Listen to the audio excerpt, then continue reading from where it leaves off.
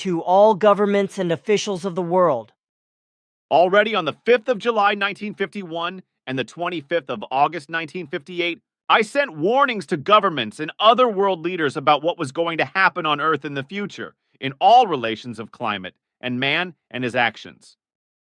They were warnings concerning predictions which have since been fulfilled in a frighteningly complete manner.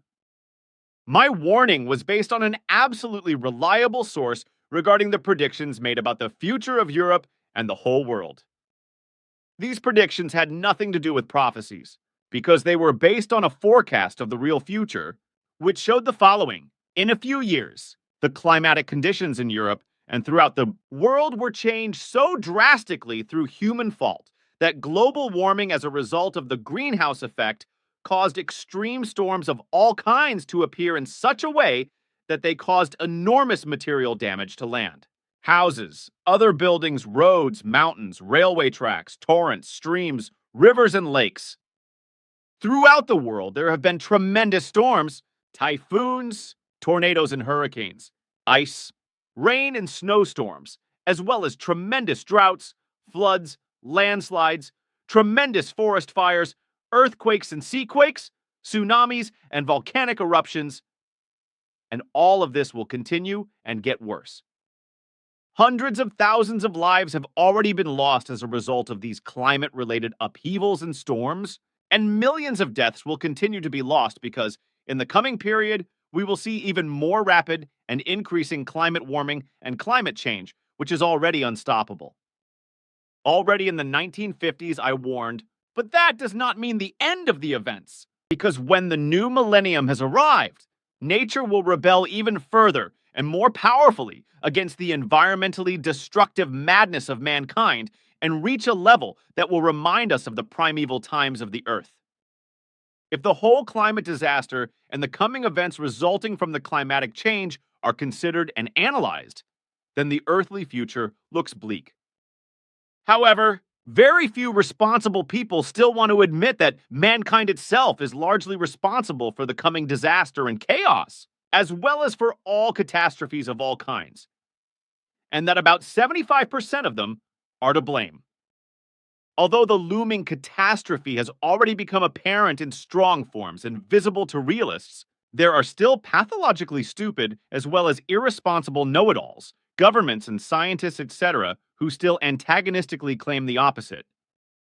And the fact that the real cause of all the evils existing on Earth in every respect is recognized and something useful is done about it is all the more a factor that is not recognized. Because the stupidity of not recognizing and not understanding the effective factors of truth and reality is just as great as the rejection of the only effective and radical measure, which is based on a drastic limitation or reduction of overpopulation through a regulation of a worldwide birth stop or a rigorous birth regulation. It should finally become clear to all rulers, authorities, scientists, and other responsible persons on Earth, as well as to humanity on Earth, what the main cause of all evils and disasters on our world is. But to understand and accept this, a sound mind is needed, just as a sound reason is needed to take the most urgent, rigorous, and radical measures to counteract environmental and world destruction. But the same reason is needed to get rid of all misery, epidemics, criminality, and crimes, as well as child sexual abuse,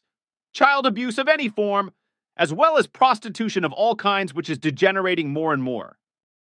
The same applies to the oppression and exploitation of women, hatred, vengeance, and the desire for revenge, religious and political fanaticism and delusion, racial and xenophobia, ideological and state military terror, but also in relation to the worldwide natural disasters, the rapidly advancing global warming and climate change, air pollution and environmental destruction, etc., for which overall countermeasures must be worked out and taken. But this can only be useful when the basic evil of all evils is finally recognized and effective countermeasures are taken. This basic evil, however, does not want to be recognized and fought by all high and higher responsible persons on Earth, nor by individual people of the earthly population.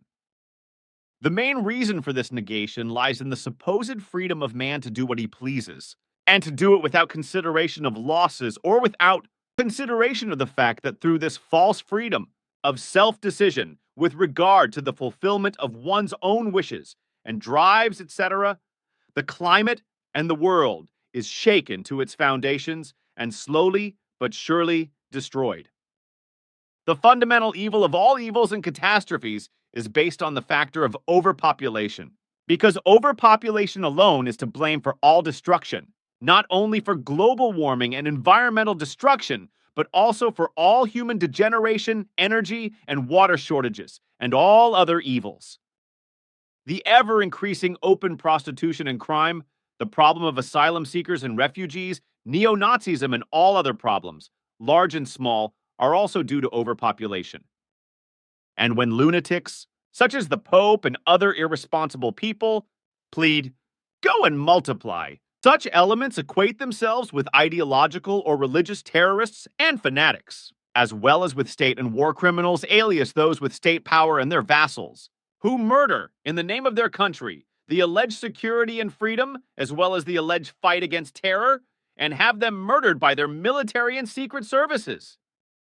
In fact, in view of the rampant overpopulation and the resulting global evils, insoluble problems, and blatantly increasing disasters among humans and in nature, climate, and the planet, it is an unprecedentedly despicable crime to advocate procreation rather than to stop it in a controlled manner and only allow procreation when the law allows it. However, irresponsible people who nevertheless demand or even advocate reproductive madness, or who do not prevent it in a responsible manner by means of authoritative laws, should be punished extremely severely, which also affects the rulers as well as every single person in the population. This seems to be a blatant measure and an intrusion into the private life of the individual, which is always put forward by ignorant and egoistic people as a defense of privacy. This may be so in a certain sense, but this privacy must be abandoned in relation to a rigorous and controlled birth stop if the earthly world is to be maintained as a functioning planet and if terrestrial humanity is ultimately to survive. So, out of pure reason and logic, a certain amount of privacy must be given up for the survival of humanity and a functioning planet, as well as the selfishness of the supposed right to do as one pleases. If this does not happen,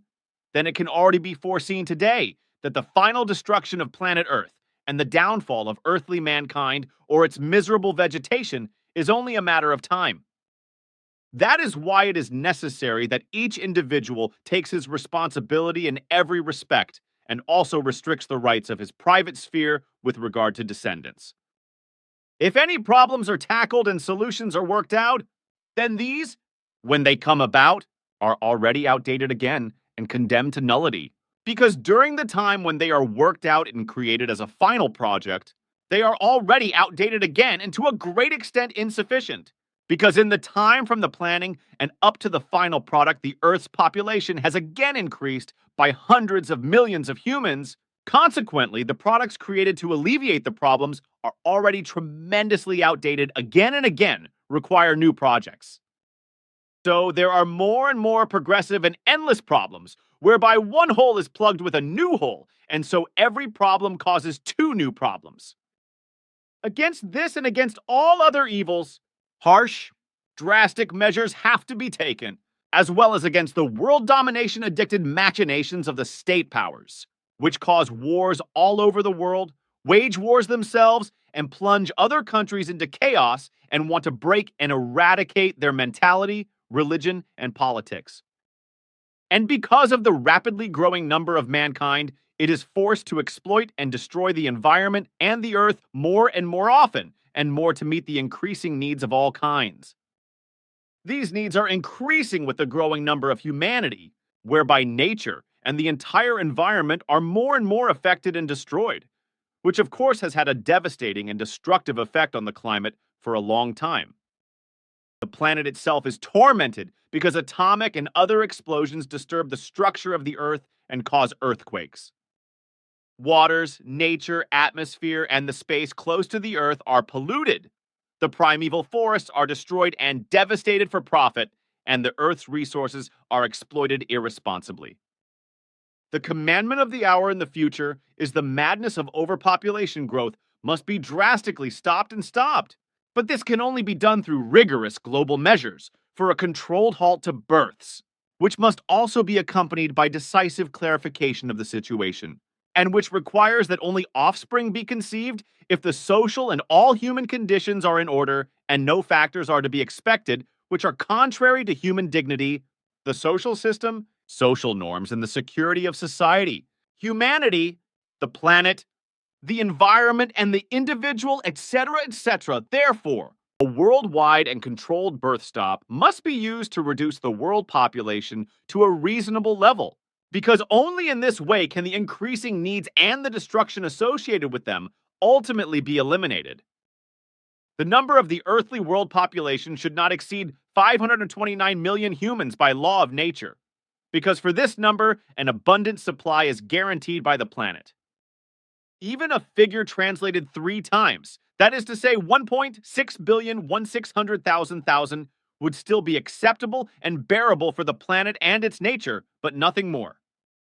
Time is hurrying and is becoming scarce, so quick action is called for, and this is your responsibility. You who sit in governments and other responsible offices, or you who are working as scientists and now know what is necessary to do to bring the future, life, and the whole world back into balance, even if it will take a very, very, very long time and will take centuries,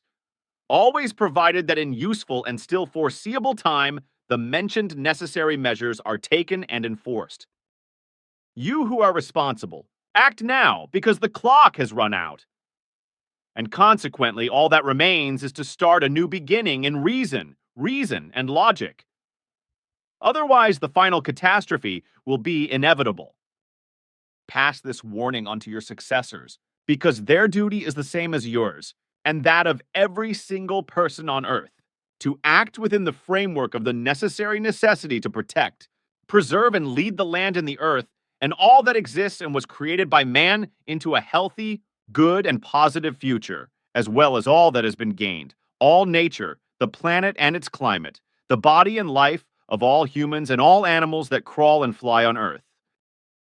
Billy Edward Albert Meyer, Simyase Silver Star Center, 8495 Hinterschmadrudi, Switzerland.